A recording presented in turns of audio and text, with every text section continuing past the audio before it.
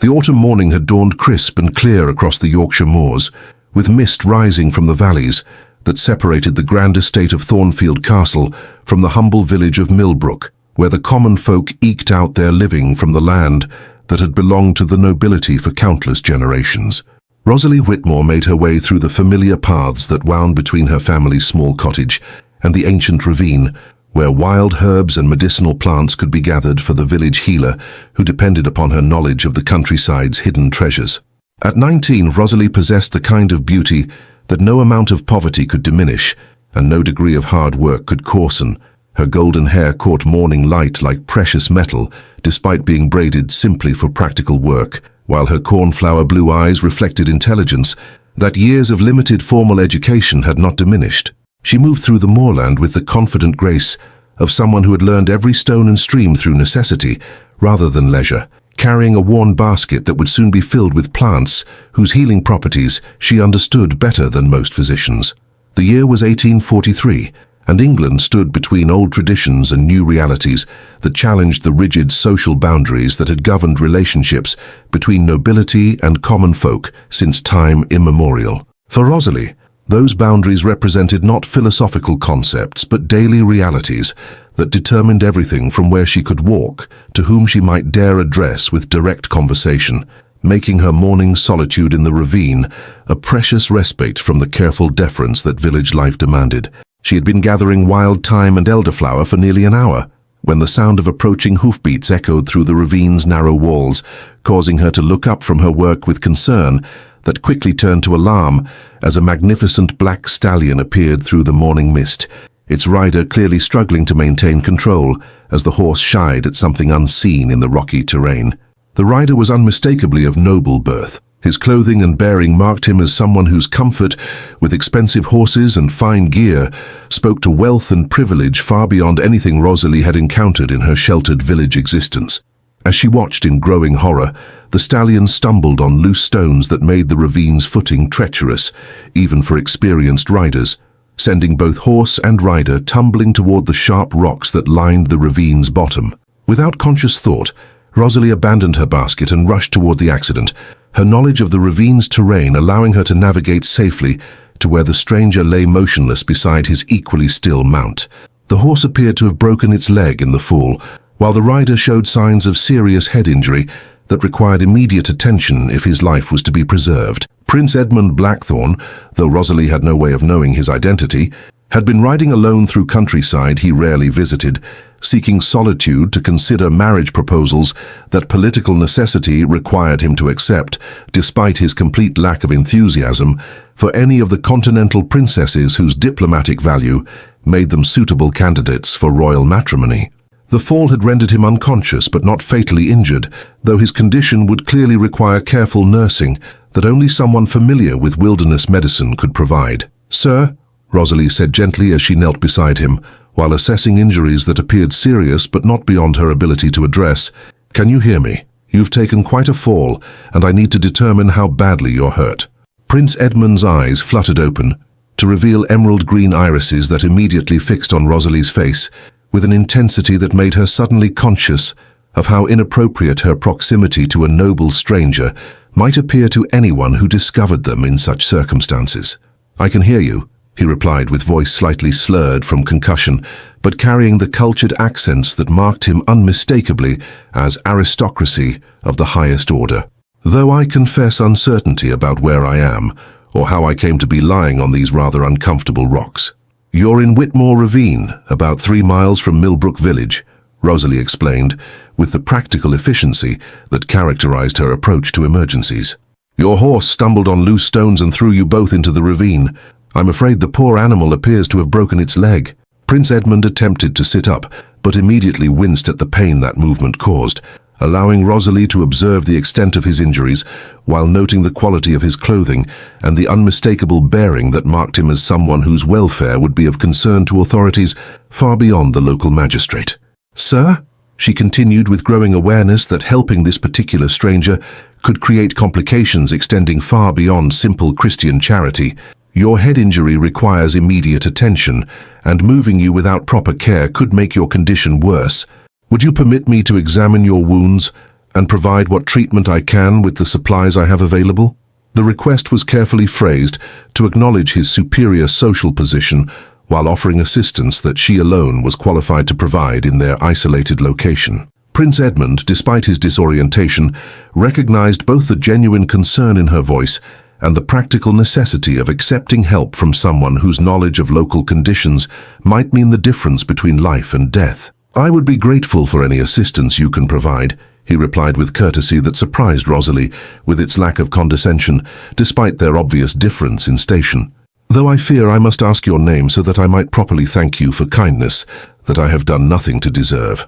"Rosalie Whitmore, sir," she replied with the modest curtsy that village upbringing had taught her was appropriate when addressing nobility, even in circumstances as unusual as treating injuries in a remote ravine. "Miss Whitmore," Prince Edmund said with growing awareness that his rescuer possessed not just practical knowledge, but natural grace that would have been remarkable even among ladies of his own social circle.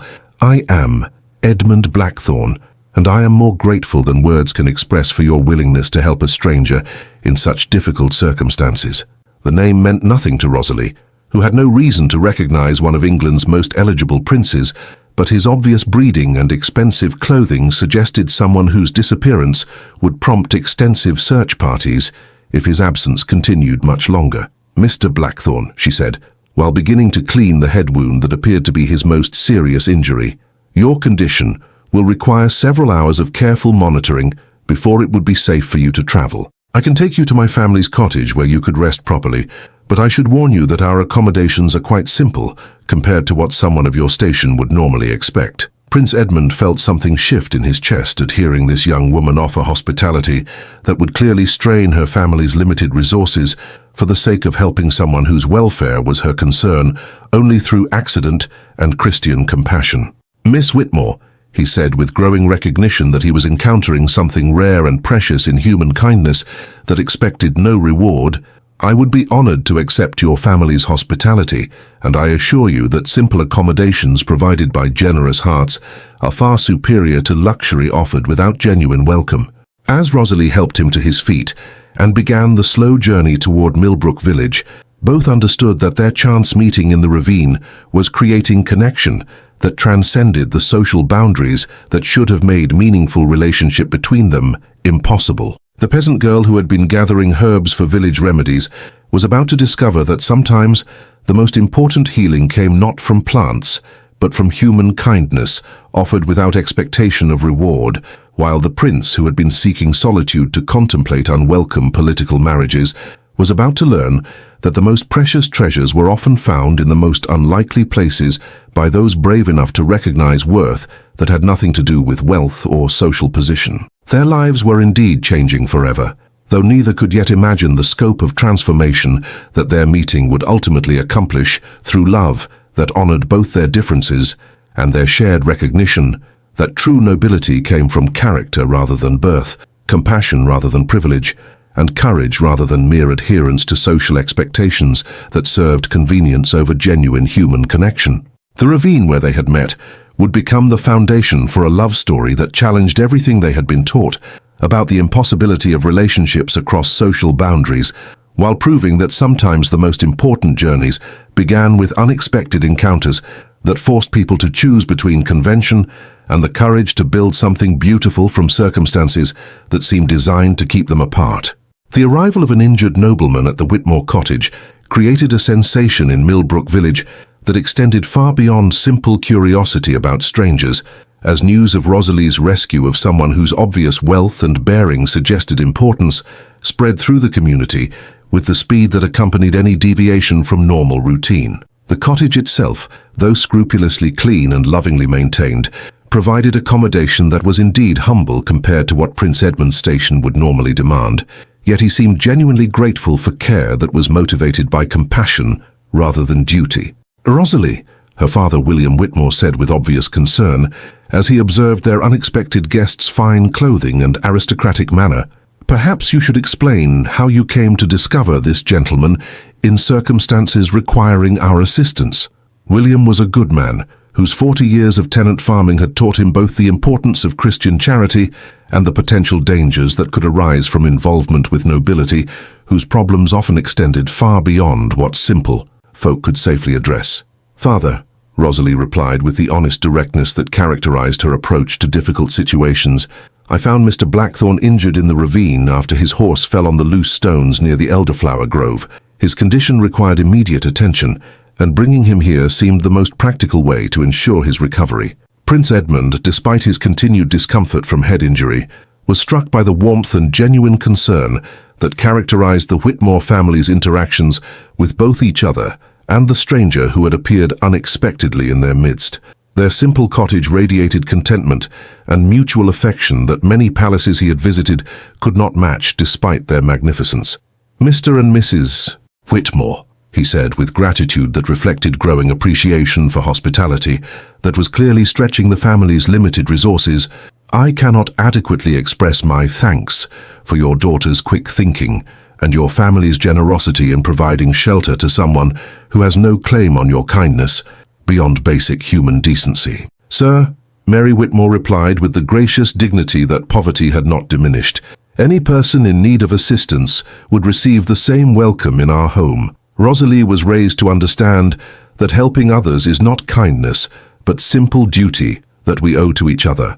The philosophical depth in her response impressed Prince Edmund with its recognition that true nobility came from character rather than circumstances, while demonstrating values that many of his aristocratic acquaintances had never learned, despite their supposed advantages in education and moral instruction. Over the following days, as Prince Edmund's injuries healed under Rosalie's careful nursing, both of them discovered unexpected pleasure in conversations that bridged their vastly different backgrounds through shared interests in literature, nature, and philosophical questions about justice and social responsibility that transcended the boundaries that should have made meaningful communication impossible. "Miss Whitmore," Prince Edmund said one afternoon as they walked slowly through the village lanes during his recovery, "your knowledge of botanical medicine is remarkable. Where did you acquire such extensive learning about healing plants and their properties?" "From my grandmother, who learned from her grandmother," Rosalie replied with pride in knowledge that had been passed down through generations of women who had served their community's health needs. Each generation adds to the understanding while preserving wisdom that might otherwise be lost. "And your education in other subjects?"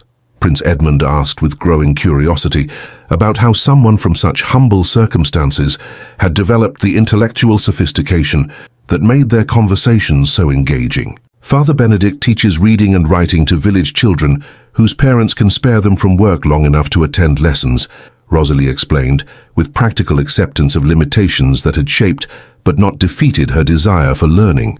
"Everything else comes from borrowing books when I can find them and asking questions of anyone willing to share what they know." Prince Edmund felt profound admiration for intelligence that had flourished despite obstacles that would have discouraged most people, while recognizing that Rosalie's natural wisdom often exceeded what formal education had provided to members of his own social circle. Their growing friendship was observed with increasing concern by village residents, who understood that relationships between nobility and commoners typically ended in heartbreak for those lacking power to protect themselves from consequences of attachments that social convention could never acknowledge as legitimate. "Rosalie," her mother said, with gentle but firm concern during one of their evening conversations, "you must understand that Mr. Blackthorne's presence here can only be temporary, and becoming too attached to someone whose eventual departure is inevitable will only cause you pain." "Mama?" Rosalie replied with recognition of truths that her growing feelings for Prince Edmund made difficult to accept. "I understand the reality of our different stations, but surely friendship based on mutual respect and shared interests can exist without creating the kind of complications you fear." The question reflected innocence about how quickly friendship could evolve into deeper feelings when both parties discovered compatibility that transcended social boundaries, particularly when such friendship was conducted in the intimate circumstances that nursing care and daily conversation had created. Prince Edmund, for his part, was wrestling with emotions that threatened to complicate not just his immediate circumstances, but the political obligations that would soon require his return to court for marriage negotiations that had been arranged to serve diplomatic rather than personal interests.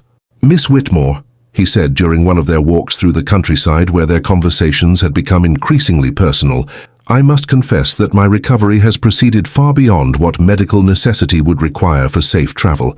My continued presence here serves my own desires rather than practical need. And what desires would those be? Rosalie asked with careful hope that his answer might confirm feelings that she had been trying to suppress, but could no longer deny. The desire to continue learning from someone whose wisdom and kindness have taught me more about genuine nobility in a few weeks than years of court life ever provided, Prince Edmund replied with honesty that revealed how profoundly their relationship had affected his understanding of what made life meaningful. Before their conversation could develop further along these dangerous but compelling lines, the sound of approaching horses announced arrivals that would force both of them to confront the reality that their idyllic interlude was ending, whether they were prepared for such confrontation or not.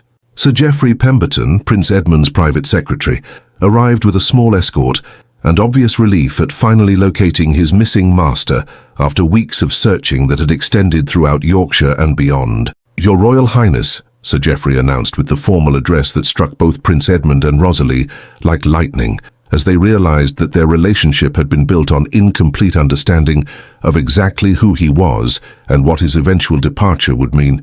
"His Majesty has commanded your immediate return to court for urgent matters regarding your marriage arrangements." The revelation of Prince Edmund's true identity transformed everything about their relationship in ways that neither had anticipated. Rosalie felt betrayed by what seemed like deliberate deception about his status, while Prince Edmund realized that his failure to reveal his royal rank had created exactly the kind of false pretenses that would make any attempt to continue their relationship appear manipulative rather than genuine. "Royal Highness," Rosalie repeated with growing comprehension of how completely she had misunderstood the implications of their friendship. "You are not merely a nobleman, but an actual prince. I am Prince Edmund Blackthorne, fourth in line to the throne," he confirmed with obvious regret, at the revelation that their time together was ending not through choice, but through duty that could not be postponed indefinitely. "And the marriage arrangements that Sir Geoffrey mentioned?" she asked with growing understanding that whatever feelings had developed between them could never compete with political necessities that governed royal matrimony. "Negotiations with Princess Sophia of Bavaria that have been proceeding for months and cannot be delayed much longer without creating diplomatic complications," Prince Edmund admitted with bitter honesty about constraints that duty imposed on personal desires. As Sir Geoffrey prepared to escort Prince Edmund back to the court that would require him to fulfill obligations that left no room for personal choice in matrimonial matters, both he and Rosalie understood that their chance meeting in the ravine had created feelings that were impossible to pursue but equally impossible to forget. The peasant girl who had saved a stranger's life was about to discover that love could indeed transcend social boundaries, while remaining powerless against political necessities that served kingdoms rather than individual happiness, while the prince who had found genuine connection was about to learn that royal duty sometimes demanded sacrifices that honor required, but the heart could barely endure. The revelation of Prince Edmund's true identity created a chasm between him and Rosalie that seemed impossible to bridge, as the trust that had been building through weeks of shared conversation and growing affection was shattered by her understanding that their entire relationship had been based on what felt like fundamental deception about who he was and what their friendship could ever mean. "Your Royal Highness," Rosalie said with formal distance that replaced the natural warmth that had characterized their previous interactions, "I apologize for any impropriety in my behavior towards someone whose true station I failed to recognize." "Miss Whitmore," Prince Edmund replied with desperate urgency to repair damage that his necessary concealment had created, "please understand that my failure to reveal my rank was not intended to deceive, but to protect the possibility of genuine friendship without the complications that royal protocol typically creates."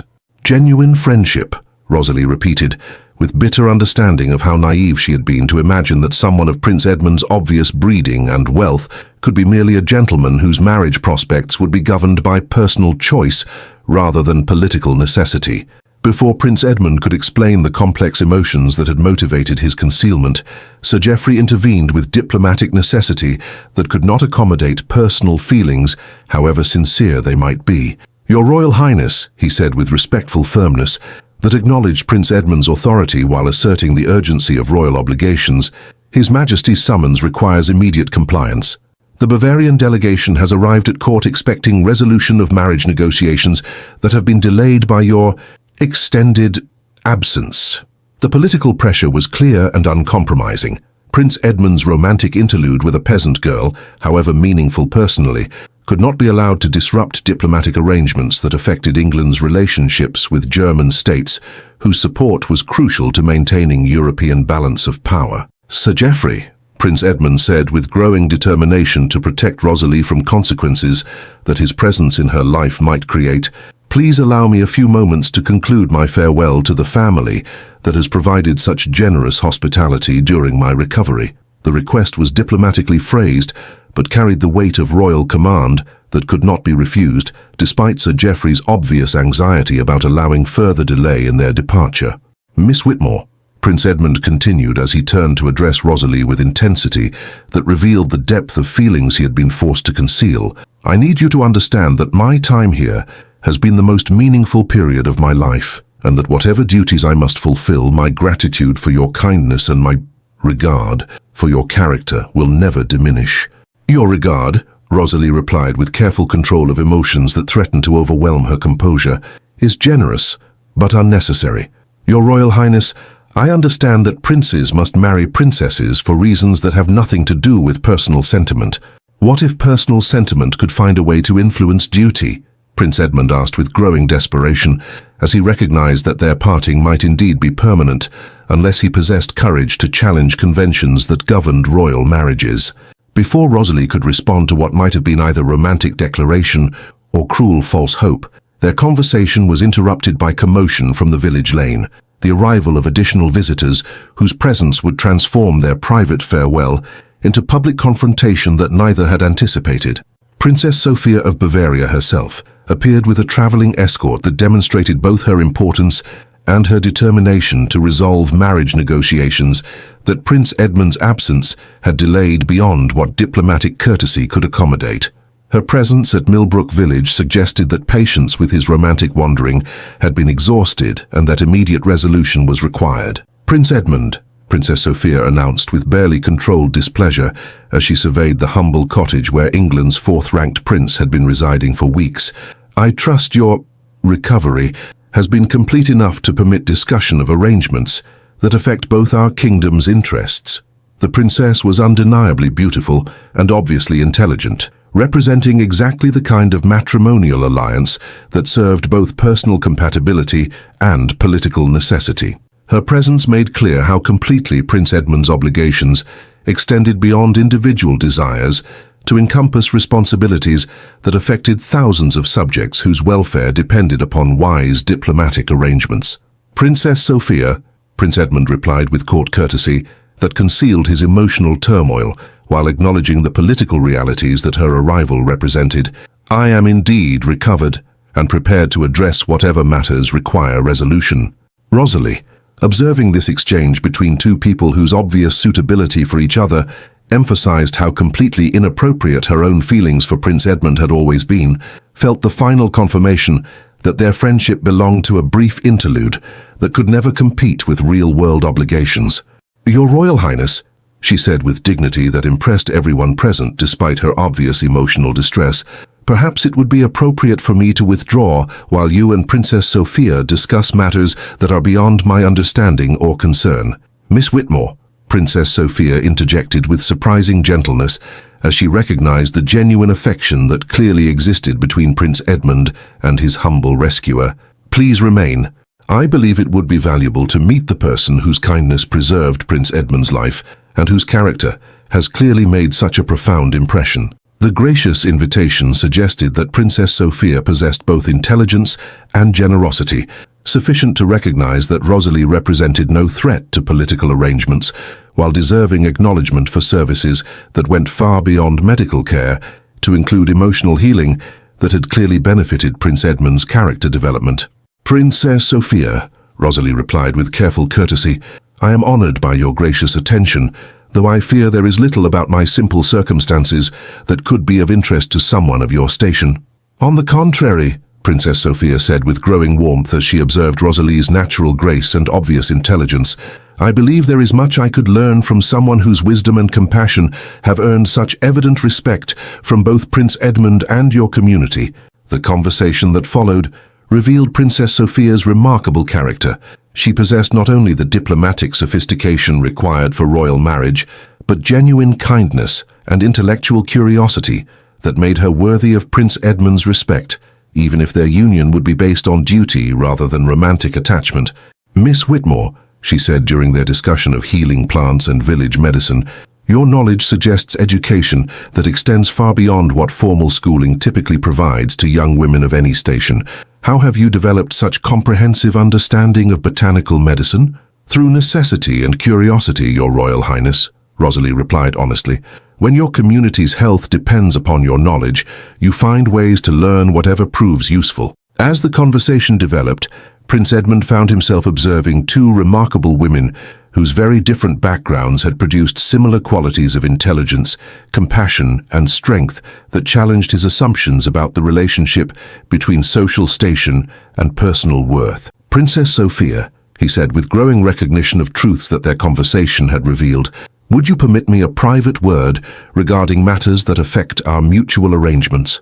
The discussion that followed in the Whitmores' modest sitting room would determine not just Prince Edmund's matrimonial future, but whether personal choice could indeed find accommodation within political necessity when all parties possessed sufficient wisdom and generosity to seek solutions that honored both duty and individual desires. "Princess Sophia," Prince Edmund said with careful honesty about feelings that diplomatic convention typically required royal marriages to ignore, "I believe we should discuss whether our union should proceed based on political advantage alone, or whether alternative arrangements might serve both kingdoms while allowing personal happiness to influence decisions that affect our entire lives." "What alternative arrangements did you have in mind?" Princess Sophia asked with intelligent interest in possibilities that might indeed serve everyone's interests more effectively than marriage based purely on diplomatic convenience. The proposal that Prince Edmund was about to make would either destroy all hope of continuing his relationship with Rosalie or provide the foundation for arrangements that would prove love could indeed triumph over convention when all parties possessed courage sufficient to challenge assumptions about what royal duty truly required from those brave enough to serve their subjects' welfare through personal choices that honored both political necessity and individual happiness. The private conversation between Prince Edmund and Princess Sophia revealed possibilities that neither had dared consider when their marriage had been proposed as diplomatic necessity rather than personal choice. Princess Sophia's intelligence and genuine character had indeed created mutual respect that could serve as foundation for partnership, but her honest assessment of their relationship acknowledged realities that purely political arrangements typically ignored. "Prince Edmund," Princess Sophia said with refreshing directness as they discussed their matrimonial prospects, "I believe we should acknowledge that while our marriage could indeed serve both kingdoms' diplomatic interests, neither of us has discovered romantic attachment that would make such union personally fulfilling rather than merely politically convenient." "You speak more honestly than most royal negotiations permit," Prince Edmund replied with gratitude for candor that allowed genuine discussion of alternatives to arrangements that neither truly wanted despite their recognition of political benefits. "Perhaps because I have observed your obvious affection for Miss Whitmore and recognize that forcing marriage between people whose hearts are engaged elsewhere serves neither personal happiness nor effective governance," Princess Sophia continued with wisdom that impressed Prince Edmund with its sophisticated understanding of how personal fulfillment affected political leadership. The observation was accurate but potentially dangerous.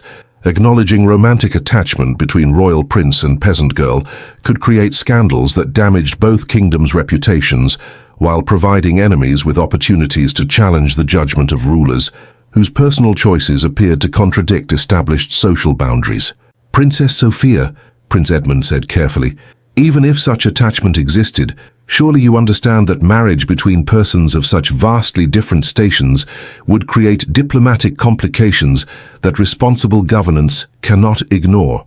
"Unless," Princess Sophia replied with growing excitement about possibilities that innovative thinking might create, "alternative arrangements could be developed that serve diplomatic necessity while permitting personal choice for all parties involved." Before Prince Edmund could ask what such alternatives might involve, their conversation was interrupted by urgent sounds from the village, riders approaching with the formal escort that suggested official business requiring immediate royal attention. Sir Thomas Pemberton, representing the English court's growing concern about Prince Edmund's prolonged absence, arrived with dispatches that would force resolution of matrimonial negotiations that could no longer be delayed without creating international complications. "Your Royal Highness," Sir Thomas announced with diplomatic urgency that barely concealed his relief at finally locating Prince Edmund, "His Majesty commands immediate return to court for formal announcement of your engagement to Princess Sophia, which has been scheduled to coincide with the Bavarian delegation's departure." The ultimatum was clear and uncompromising.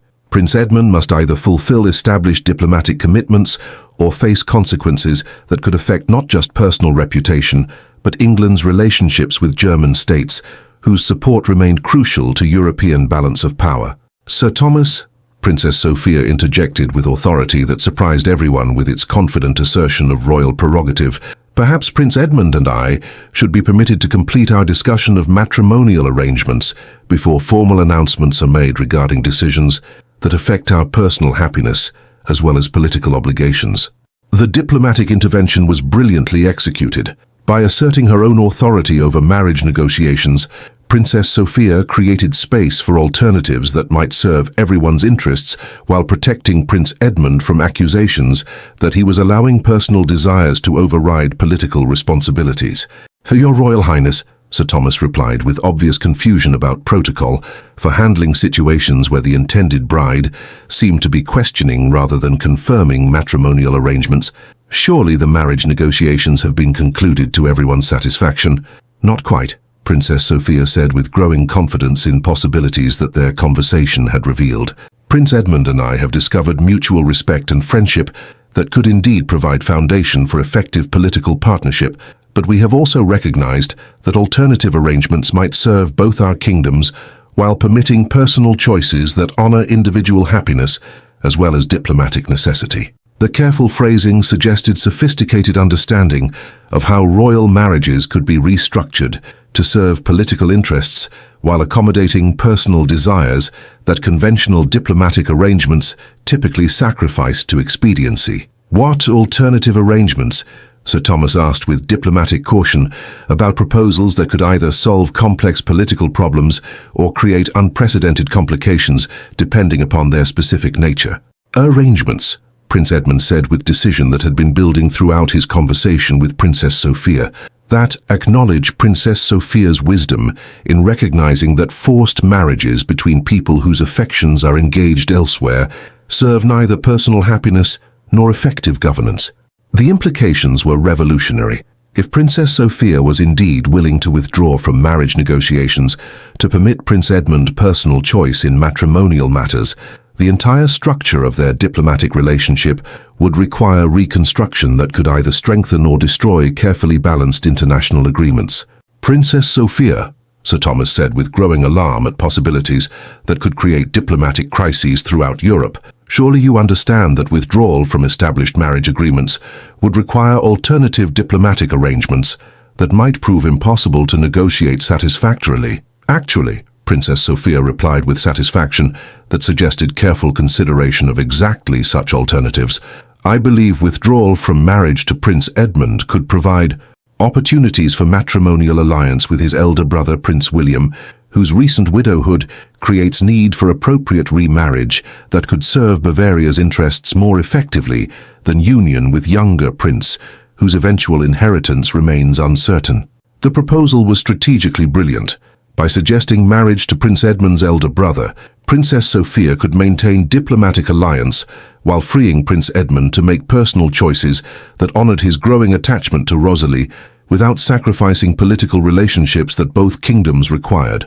"Prince William," Prince Edmund repeated, with growing excitement about possibilities he had not dared consider. "Princess Sophia, such arrangements would indeed serve diplomatic necessity, while providing both of us with freedom to pursue personal happiness." Moreover, Princess Sophia continued with growing enthusiasm for solutions that honored both political wisdom and individual choice, Marriage to Prince William would provide me with closer proximity to eventual queenship, while allowing Prince Edmund to demonstrate that effective governance can indeed be enhanced by personal fulfillment rather than constrained by forced compliance with diplomatic convention.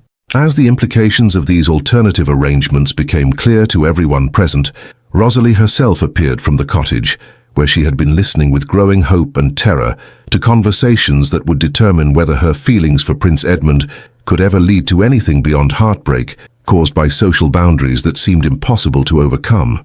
"Your Royal Highnesses," she said with dignity that impressed both visiting nobles with its natural grace despite her obvious anxiety about involving herself in discussions far above her station, "perhaps I might suggest that decisions of such importance should be made based on careful consideration rather than romantic sentiment that may not survive the practical challenges that unconventional marriages typically face." The wisdom in her response demonstrated exactly the kind of thoughtful character that had attracted Prince Edmund, while revealing understanding of social realities that pure romantic idealism might ignore to everyone's eventual detriment. "Miss Whitmore," Princess Sophia replied with respect that acknowledged Rosalie's right to participate in discussions affecting her own future, "your concern reflects exactly the kind of practical wisdom that effective governance requires. Perhaps you would share your assessment of whether love between persons of different stations can indeed overcome social obstacles sufficient to create successful partnership." The question was both personal and political. If Rosalie believed their relationship could survive challenges that unconventional marriage would certainly bring, her opinion carried weight that pure romantic optimism could not provide. "Your Royal Highness," Rosalie replied with careful honesty, "I believe love can overcome any obstacle when both parties are committed to building something worthy of the sacrifices that such love demands. But I also believe that love without wisdom leads to heartbreak that serves no one's interests." As negotiations continued, that would determine whether innovative diplomatic arrangements could indeed permit personal choice while serving political necessity, all parties understood that they were attempting something unprecedented that would either prove love could triumph over convention or demonstrate that social boundaries existed for reasons that individual desires could not safely ignore. The peasant girl who had saved a prince's life was about to discover whether courage could indeed transform accident into destiny when combined with wisdom sufficient to navigate challenges that few people had ever attempted to overcome. The resolution of Prince Edmund's matrimonial future required negotiations that tested every diplomatic skill possessed by the parties involved, as alternative arrangements that would satisfy both Bavarian expectations and English political necessities demanded innovative thinking that challenged established protocols while preserving essential international relationships. The stakes extended far beyond personal happiness to encompass questions about how royal duty should balance political necessity against individual choice when both served legitimate interests. Princess Sophia's proposal that she marry Prince William instead of Prince Edmund required careful consideration of how such arrangements would affect both kingdoms' strategic positions, while Prince Edmund's growing determination to marry Rosalie demanded solutions that could legitimize their union without creating scandals that might damage royal authority or international relationships. "Your Royal Highnesses," Sir Thomas said with diplomatic caution as he reviewed proposals that could either strengthen or destroy carefully balanced alliances, "such alternative arrangements would require approval from both His Majesty and the Bavarian court before any formal changes to existing agreements could be implemented. Then perhaps," Prince Edmund said with decision that had been building throughout his weeks with Rosalie, "we should present our case with sufficient thoroughness to demonstrate that proposed changes serve everyone's interests more effectively than forced compliance with arrangements that honor convention over wisdom." The challenge was significant. Convincing two royal courts that love between prince and peasant could serve political interests required arguments that transcended romantic sentiment to address practical questions about governance, diplomatic relationships, and social stability that unconventional marriages might either strengthen or threaten. "Prince Edmund," Princess Sophia said with growing commitment to solutions that honored both political wisdom and personal choice, "I propose that we present our alternative arrangements as evidence that effective governance requires rulers whose personal fulfillment enables rather than constrains their ability to serve their subjects' welfare. Before their planning could proceed further, the sound of approaching horses announced arrivals that would force immediate resolution of questions that diplomatic deliberation might have preferred to address through extended negotiation. Prince William himself appeared with an escort that suggested either support for or opposition to proposals that would fundamentally alter his own matrimonial prospects while affecting his brother's future in ways that could strengthen or weaken royal succession planning. "Edmund," Prince William said with brotherly affection, tempered by concern about political complications that his younger brother's romantic choices might create, "I understand that your recovery from injury has led to unexpected developments regarding your marriage arrangements." "William," Prince Edmund replied with gratitude for his brother's presence at this crucial moment, "I believe I have discovered both personal happiness and political wisdom that could serve our family's interests while honoring the genuine feelings that Princess Sophia and I have developed during our negotiations." "And those feelings are," Prince William asked with diplomatic caution, "about relationships that could affect his own future, as well as international agreements that had been carefully constructed over months of delicate negotiation. Mutual respect and friendship that could indeed provide foundation for effective political partnership." Princess Sophia replied with honesty that impressed Prince William with its sophisticated understanding of how royal marriages could serve multiple purposes, but also recognition that neither of us has discovered romantic attachment that would make our union personally fulfilling rather than merely politically convenient. The admission was both courageous and potentially dangerous. Acknowledging lack of romantic feeling could either justify alternative arrangements or create scandals about royal marriages that were motivated purely by diplomatic expediency. Moreover, Princess Sophia continued with growing confidence in proposals that their discussions had developed, "I have observed that Prince Edmund has indeed discovered genuine affection with Miss Whitmore, whose character and intelligence suggest that their union could serve England's interests while providing both personal happiness and evidence that effective governance is enhanced by rulers whose choices demonstrate wisdom rather than mere compliance with convention." "And your own matrimonial preferences?" Prince William asked with growing interest, "in possibilities that could indeed solve complex diplomatic problems while serving personal desires that purely political arrangements typically ignored. Would be satisfied by marriage to someone whose character and capabilities I have come to respect during these negotiations," Princess Sophia replied, with diplomatic precision that suggested genuine attraction to Prince William while maintaining appropriate protocol for royal courtship. The exchange of looks between Prince William and Princess Sophia revealed mutual interest that had been developing during their formal interactions, suggesting that alternative matrimonial arrangements could indeed serve both personal inclinations and political necessities more effectively than forced marriages that honored only diplomatic convenience. "Then," Prince William said with decision that would reshape multiple lives and international relationships, "perhaps we should present these alternative arrangements to both courts with recommendations that innovative approaches to royal marriage can indeed serve traditional diplomatic goals, while demonstrating that effective leadership requires personal fulfillment rather than sacrifice." As formal negotiations began that would determine whether love could indeed triumph over convention, when supported by political wisdom and diplomatic innovation, Rosalie herself was called upon to participate in discussions that would affect not just her own future, but precedents that might influence how royal marriages were conducted throughout Europe. "Miss Whitmore," Prince William said with respect, that acknowledged her crucial role in developments that had challenged established assumptions about relationships between social classes, "your assessment of these proposed arrangements would be valuable to all parties involved. Do you believe that marriage between persons of different stations can indeed serve political interests while creating successful personal partnership?" The question required honest evaluation of practical challenges that romantic idealism might minimize, while acknowledging possibilities that pure political calculation might overlook. "Your Royal Highness," Rosalie replied with thoughtful precision that demonstrated exactly the kind of wisdom that had attracted Prince Edmund while proving her worthy of participating in discussions of such importance. "I believe that any marriage serves political interests when both parties are committed to building something that honors their responsibilities to others as well as their feelings for each other." "And the social obstacles that such unconventional union would certainly encounter?"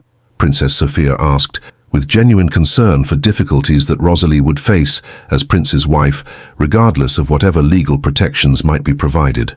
Would be challenges that love and determination could overcome when supported by partners whose commitment to each other's welfare extends beyond mere romantic sentiment to encompass shared values about serving others and building relationships worthy of whatever sacrifices they might require, Rosalie replied, with conviction that impressed everyone present with its mature understanding of what successful marriage demanded from both parties.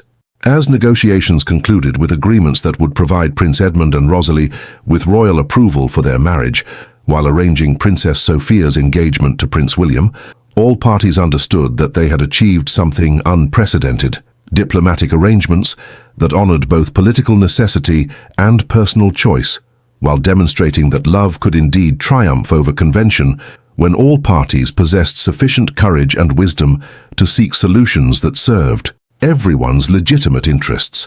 The peasant girl who had saved a prince's life in a remote ravine was about to become a royal bride whose marriage would prove that true nobility came from character rather than birth, while the prince who had discovered genuine love was about to demonstrate that royal duty could indeed be enhanced by personal happiness when both served worthy purposes that honored the best possibilities of human relationships. Their meeting in the ravine had changed their lives forever, but more importantly, it had changed assumptions about what was possible when people possessed sufficient courage to challenge conventions that served convenience rather than wisdom, proving that sometimes the most important transformations began with simple acts of kindness that revealed possibilities for love that could reshape not just individual destinies, but social expectations about what genuine partnership could accomplish when built on foundations strong enough to support whatever challenges it might encounter. The wedding of Prince Edmund and Rosalie took place 3 months later in the royal chapel at Windsor Castle, conducted with magnificent ceremony that honored both their love story and the diplomatic triumph that their union represented. The service drew attendance from throughout European nobility, as representatives from multiple kingdoms came to witness a marriage that had challenged established conventions while demonstrating that personal choice and political wisdom could indeed serve mutual interests when all parties possessed sufficient courage to seek innovative solutions. Rosalie wore a gown of ivory silk, embroidered with gold thread that transformed the village girl into a vision of royal elegance, while the ancient crown jewels provided sparkle that seemed to reflect the genuine happiness radiating from both bride and groom. Prince Edmund appeared in full ceremonial regalia, his commanding presence enhanced by joy that made him appear years younger than his actual age. "Do you, Edmund Charles Blackthorne, Prince of the Realm, take this woman to be your lawfully wedded wife, to have and to hold, in sickness and health, for richer or poorer, until death do you part?"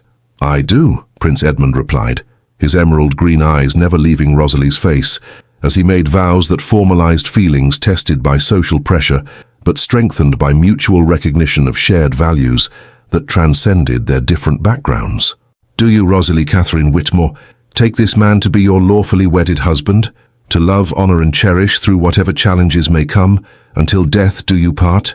"I do," Rosalie said clearly, her voice carrying across the chapel to every witness present, as she committed herself not just to Prince Edmund, but to the life they would build together, while serving the kingdom that had accepted their unconventional union. The kiss that sealed their marriage was witnessed by applause that echoed through the chapel's ancient walls, but the most meaningful response came from Rosalie's parents, whose tears of joy reflected their amazement at seeing their daughter elevated to royal status while maintaining the natural grace and genuine character that had attracted Prince Edmund's love. The celebration continued for a week, as European society gathered to honor a union that had proven love could indeed transcend social boundaries when supported by wisdom and courage sufficient to overcome obstacles that convention typically considered insurmountable. "Your Royal Highness," the Austrian ambassador observed during the state banquet that concluded the formal ceremonies, addressing Rosalie with the royal title that she had earned through marriage but would prove worthy of through character. "Your influence on these proceedings has demonstrated that effective diplomacy sometimes requires perspectives that traditional court training cannot provide." Rosalie accepted these congratulations with grace that reflected her growing confidence in her ability to serve as royal consort while maintaining the natural warmth and practical wisdom that had made her effective with everyone from village healers to international diplomats. The months following their wedding brought challenges that tested Rosalie's adjustment to royal responsibilities, while demonstrating Prince Edmund's remarkable effectiveness as a ruler whose personal happiness enhanced rather than compromised his political judgment. "Your Royal Highness," Lord Chancellor Pemberton reported with obvious satisfaction during one of their regular governance reviews, "the agricultural initiatives you have proposed based on Her Royal Highness's knowledge of local farming practices have resulted in significant improvements to crop yields throughout the northern counties." Rosalie had indeed found deep satisfaction in using her understanding of rural life to address problems that purely aristocratic approaches to estate management had failed to recognize, while her genuine concern for common people's welfare had earned respect from both government officials and the subjects whose lives were affected by royal policies. "Lord Chancellor," Rosalie replied with the authority that had been developing since her marriage, "effective governance requires understanding how policies affect real people's daily lives. My background provides perspectives that complement rather than replace traditional administrative wisdom." Prince Edmund, observing his wife's natural aptitude for royal responsibilities, felt daily gratitude for the accident in the ravine that had brought them together, while revealing qualities that formal royal education could never have provided. "Rosalie," he said one evening as they reviewed correspondence from throughout the kingdom, "your work has transformed not just my personal happiness, but my effectiveness as a leader who serves subjects rather than merely ruling them." "Edmund," she replied with warmth that had been growing throughout their marriage, "what we have accomplished together exceeds what either of us could have achieved alone, because our different backgrounds create understanding that neither pure aristocracy nor simple rural experience could provide by itself." Their domestic happiness was celebrated 6 months later with news that would add another dimension to their joy, while confirming that their marriage had indeed provided the stability that both personal contentment and effective governance required. "Your Royal Highnesses," Dr. Morrison announced with obvious pleasure, "I am delighted to inform you that Her Royal Highness is expecting a child. Based on my examination, delivery can be anticipated in early spring." The announcement filled both Edmund and Rosalie with joy that felt like confirmation that their love had not just survived social obstacles, but had created the foundation for a growing family that would serve the kingdom's future, while providing them with personal fulfillment that exceeded their most optimistic hopes. Meanwhile, the alternative matrimonial arrangements that had made their union possible were proving equally successful, as Prince William's marriage to Princess Sophia had created diplomatic alliance that strengthened rather than weakened England's international relationships, while providing both parties with partnership based on mutual respect and growing affection. "Edmund," Prince William reported during one of their regular family conferences, "Sophia and I want you to know how grateful we are for your courage in challenging conventional arrangements. Our own marriage has benefited from the example you set in choosing love over mere political convenience." The observation demonstrated how personal choices could indeed create precedents that influenced broader social attitudes about what royal marriage could accomplish when based on wisdom rather than mere adherence to diplomatic protocol. The birth of Prince Alexander Edmund Blackthorne occurred on a brilliant March morning that seemed to celebrate new beginnings and the completion of their family's transformation from chance encounter to royal dynasty. Prince Edmund held his son with wonder that made him appear almost mystical in his joy, while Rosalie's radiant happiness reflected satisfaction that exceeded what either material wealth or social elevation could provide. "He's perfect," Edmund murmured, as he settled beside Rosalie's bed with the tiny heir whose existence proved that their love had created something beautiful and lasting. "Rosalie, thank you for having the courage to trust that our different backgrounds could become strengths rather than obstacles to building something meaningful together." "Thank you," Rosalie replied with exhaustion that could not diminish her overwhelming gratitude, for seeing worth in someone whose only qualifications were kindness and determination to help someone who needed assistance. Mrs. Whitmore, who had been invited to court to witness her grandson's birth, provided perfect testimony to how completely their marriage had succeeded in honoring both social transformation and family values. "Your Royal Highnesses," she said with tears of joy that reflected her amazement at seeing her daughter achieve happiness that seemed beyond imagination. Watching Rosalie grow into her royal responsibilities while maintaining the character we raised her to value has proven that true nobility comes from what people choose to do with whatever circumstances life provides. As they gathered in the royal nursery that had been prepared with every luxury, while incorporating elements from Rosalie's village upbringing that would help their children understand their mixed heritage, all three adults understood that their story had evolved from chance rescue to intentional partnership that would influence not just their own family, but social attitudes about what was possible when love was supported by wisdom and courage. 2 years later, as Rosalie held their infant daughter Catherine while watching Prince Alexander take his first confident steps across the nursery floor, she reflected on the remarkable journey that had brought her from gathering herbs in a ravine to serving as royal mother, whose children would grow up understanding that their privileges created obligations to serve others rather than merely enjoying advantages. "Edmund," she said as he joined them in the nursery that had become the heart of their family life, "do you ever wonder what would have happened if your horse had not stumbled in that particular ravine on that particular morning?" "I prefer to believe," Edmund replied with conviction that encompassed their entire transformed existence, "that some meetings are destined because they serve purposes greater than individual happiness. Rosalie, what we found together was not accident but opportunity to prove that love guided by wisdom can indeed overcome any obstacle." "And what we have now?" she asked, though her smile suggested confidence in whatever future they would create together. "What we have now," Edmund said with satisfaction that encompassed their royal responsibilities, their growing family and the love that had made both possible, "is proof that sometimes the most important transformations begin with simple acts of kindness that reveal possibilities for human connection that transcend every boundary society creates to keep people apart." As they stood together in the royal nursery surrounded by children who would grow up secure in their parents' love, while understanding that their heritage created obligations to serve causes greater than personal comfort, all of them represented triumph over conventions that had seemed insurmountable, but had proven powerless against love supported by sufficient courage and wisdom. The peasant girl who had met a prince in a ravine had indeed seen her life change forever, but more importantly, she had helped change assumptions about what was possible when people possessed sufficient determination to build relationships that honored both personal happiness and social responsibility, proving that true nobility was indeed a matter of character rather than birth, compassion rather than privilege, and courage rather than mere adherence to conventions that served convenience, over the deeper human truths that made life meaningful. 25 years after a peasant girl had rescued an injured stranger in a Yorkshire ravine, Queen Rosalie stood on the balcony of Windsor Castle, watching her eldest son, Prince Alexander, now 24 and preparing for his own coronation as his father began transitioning royal responsibilities to the next generation, practice his inaugural address to Parliament. The speech emphasized principles of governance that honored both royal tradition and progressive ideals about serving all subjects, regardless of their social station. The intervening decades had transformed both the kingdom and the royal family into showcases of enlightened leadership that demonstrated how personal happiness could indeed enhance, rather than compromise, effective governance.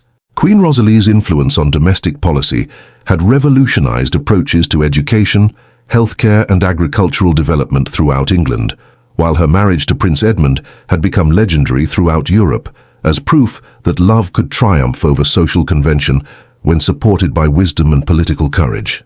"Mama," Princess Catherine observed as she joined her mother on the balcony, her 23-year-old eyes bright with intelligence and compassionate authority that had made her one of Europe's most respected advocates for women's rights and social reform. "Alexander seems particularly focused on the sections of his speech dealing with unity between different social classes. Is this connected to our family's unique perspective on bridging such divisions?" "Your brother understands," Rosalie replied with maternal pride that had deepened over years of watching their children develop into leaders who honored both privilege and responsibility, that effective governance requires understanding how policies affect people from every level of society, and that rulers who remain isolated from their subjects' real experiences cannot serve those subjects effectively. The reference to their family's mixed heritage was deliberate. All three children had grown up knowing the complete story of how their parents met, how love had triumphed over social boundaries, and how personal courage could reshape not just individual destinies, but entire systems of governance when guided by principles that honored both duty and compassion. King Edmund appeared on the balcony with news that would add another dimension to their family's ongoing influence on progressive social reform throughout Europe. "My dear," he announced with satisfaction that suggested significant developments, "I've just received correspondence from the European Council of Monarchs. Alexander's proposals for international standards protecting workers' rights and educational access have been accepted for formal consideration by all participating kingdoms."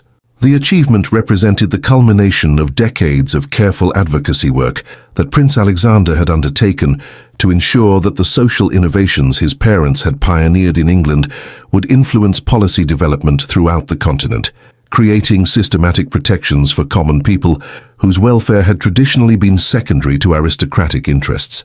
"What specific standards do the proposals establish?" Rosalie asked with professional interest that reflected her continued involvement in policy development that grew from her understanding of how governance decisions affected families whose voices were rarely heard in royal councils.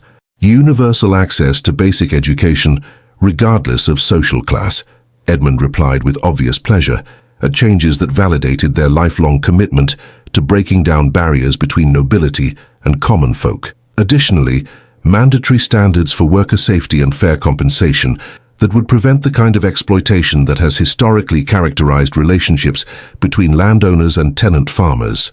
As they discussed the practical implications of reforms that their family's example had inspired, Prince Alexander himself appeared with news that would demonstrate how completely their children had absorbed values that guided their parents' approach to leadership and service.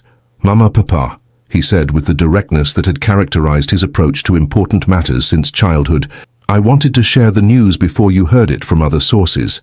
Lady Margaret Pemberton has agreed to marry me, but only after extensive discussions about how royal marriage can serve both personal happiness and progressive social reform." The announcement was both personally joyful and politically significant.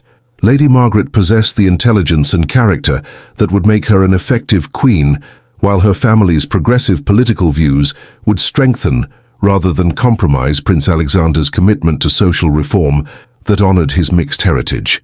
"Alexander," Rosalie said with the blend of pride and maternal wisdom that characterized her response to her children's major decisions, "Lady Margaret's character and convictions suggest that your marriage will indeed serve both personal happiness and the kind of effective governance that requires partners whose values complement rather than constrain each other's best efforts.